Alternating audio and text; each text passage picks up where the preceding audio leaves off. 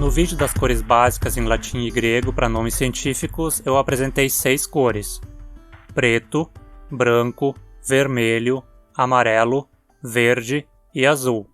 Apesar de azul não ser, de fato, uma cor básica nem em latim nem em grego. Ele era visto como um tom de verde em latim ou um tom de preto em grego, geralmente. Mas assim como nós fazemos em outras línguas, é possível usar outros adjetivos para refinar a descrição de cores, geralmente por comparação com alguma coisa que tenha a cor a qual queremos fazer referência. Vamos aprender aqui diversos desses termos usados para descrever tons de cores frias. Aproveita e já deixa o seu joinha de apoio. As 3 cores frias entre as 6 básicas são verde, azul e preto. Aqui a gente vai incluir também diversos termos para cinza, que em latim e grego variavam como tons de branco ou preto, além do roxo, que costumava ser visto como um tom de preto. As cores quentes, branco, amarelo e vermelho, o que inclui coisas como laranja, rosa e marrom também, eu já apresentei em outro vídeo. Confere lá. Vamos começar então pelos tons mais escuros do que hoje consideramos cinza. Uma palavra em latim que pode ser usada para isso é pullus, pula, pullum. Esse termo de fato significa escuro e podia ser usado para fazer referência a qualquer cor escura, próxima de preto, incluindo vermelho ou verde escuro. Veja o peixe Audax pullus. É um azul bem escuro, quase preto, então é adequado como um exemplo de pullus. Em grego temos o adjetivo paios, paiá, paion, que significa escuro também, geralmente se referindo ao escuro do crepúsculo, do final do dia. Adaptando para o latim, o adjetivo se torna feus, fea, feum, como na árvore Campomanésia fea, o cambuci. A gente viu no vídeo sobre as cores quentes como o latim cunhou um termo recentemente, bruneus, para se referir ao marrom. O mesmo aconteceu com o cinza, tendo sido criado o termo griseus, grisea, grisium, a partir do francês gris. O fungo Madurella grisea recebeu esse adjetivo como epíteto. Se você quer usar um termo nativo do latim para dizer cinza, vai ter que apelar novamente à comparação com coisas que tenham essa cor. Uma forma de dizer isso é dizendo murinus, murina, murinum, significando cor de camundongo. Esse adjetivo aparece no nome da sucuri, Eunectes murinus. A sucuri tem cor cinza ou cor de camundongo? Não, né? O adjetivo, é claro, tem um sentido mais geral também de camundongo, relacionado a camundongos, e há quem sugira que seja uma referência às presas da espécie. Mas não parece fazer muito sentido dar a uma serpente gigantesca que come animais muito grandes um nome que faça referência a um camundongo. Quem deu esse epíteto a ela foi o próprio Linnaeus, e infelizmente a gente nunca vai saber exatamente por que ele a chamou assim. Na aranha Lampona murina é mais provável que o epíteto se refira à cor mesmo. Assim como em português a gente usa cinzas para dar nome para essa cor, o mesmo pode ser feito em latim, dizendo-se cinereus, cinerea, cinerium, ou seja, cor de cinzas. A gente encontra esse adjetivo no nome do koala, Phascolarctos cinereus. E a gente pode dizer isso em grego também, usando o adjetivo tepros, tepré, tepron, que latinizado fica tephrus, tefra, tefrum, como na mariposa Dasychira tefra.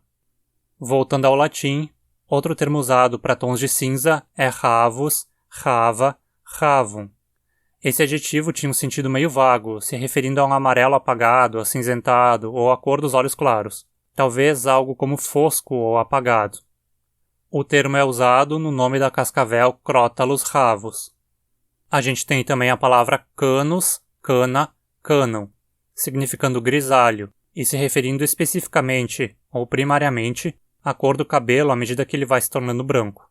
Mas é claro que em latim científico o termo tem um uso mais geral de cinza também. É o caso no nome da gaivota Larus canus.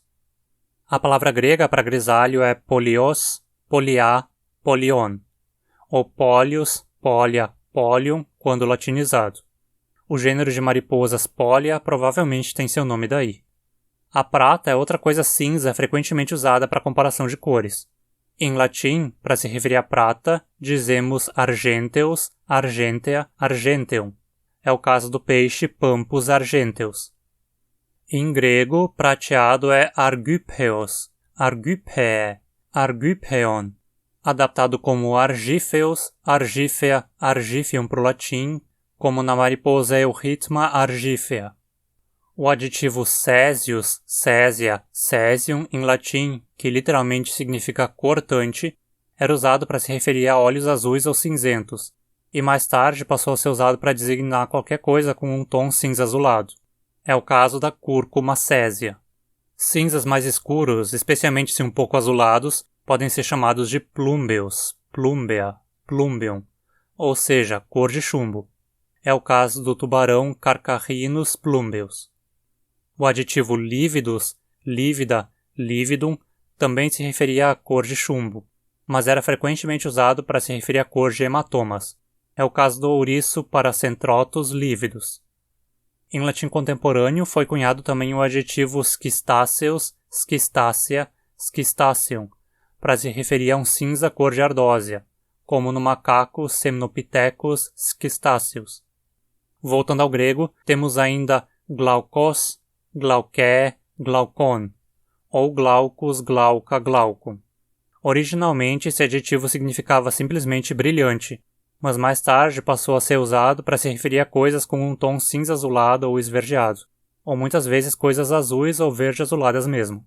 O gênero Glaucus, que tem seu nome dessa palavra, constitui um grupo de lesmas marinhas bem popular. Vamos começar a ver alguns tons de verde propriamente dito agora. Eles até que são poucos.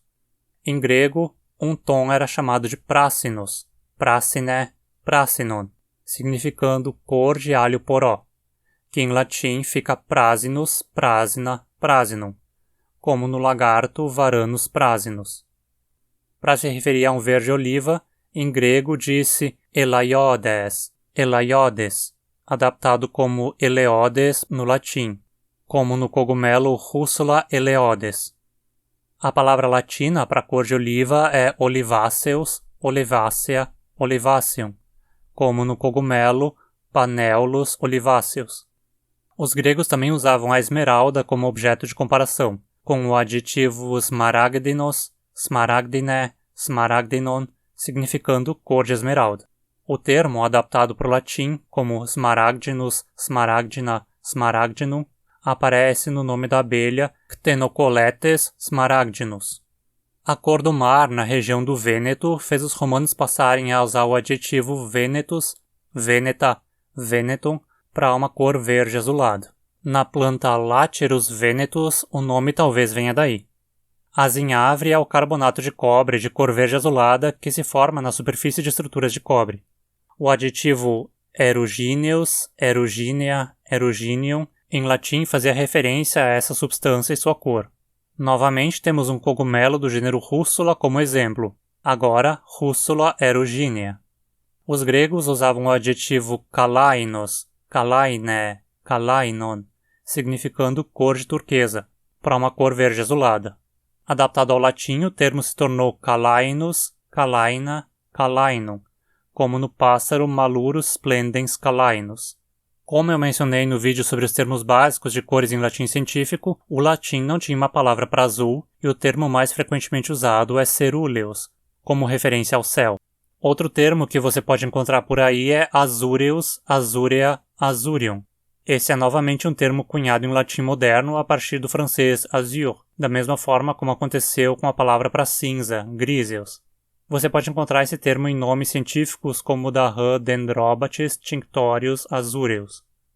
Mais um termo moderno para azul em latim é indigóticus, indigótica, indigoticum, derivado a partir do espanhol índigo, anil.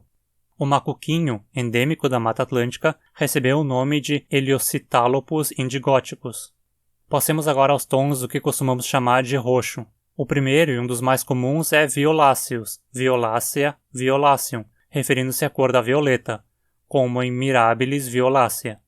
Os gregos faziam referência à cor dessa flor com o adjetivo iantinos, iantine, iantinon, em latim adaptado como iantinus, iantina, iantinum, ou jantinus, jantina, jantinum, como no besouro Cryptocephalus jantinus.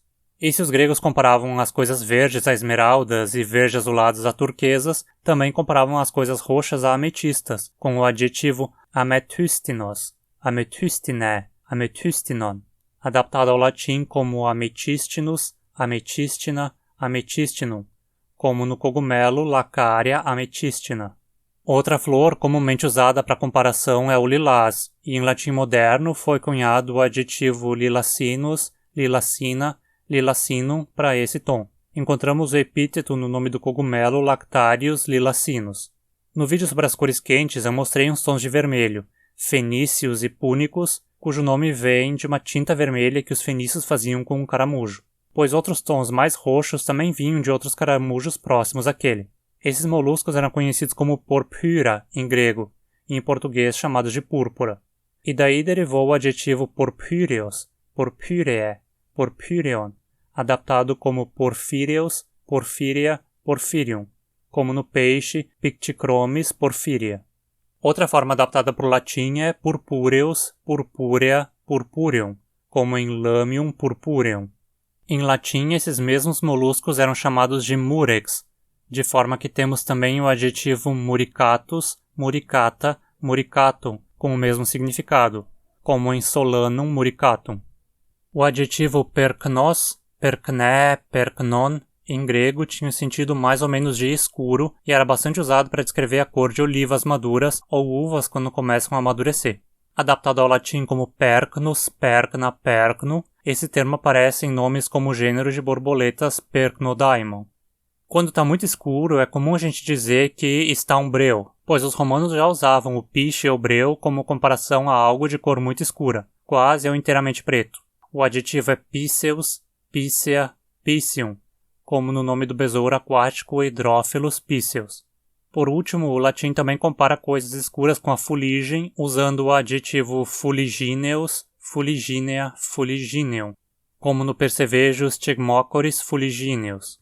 E assim concluímos os principais termos em latim científico para as cores frias. Você conhece mais algum termo? Trabalha com alguma espécie que use algum deles? Comenta aí embaixo.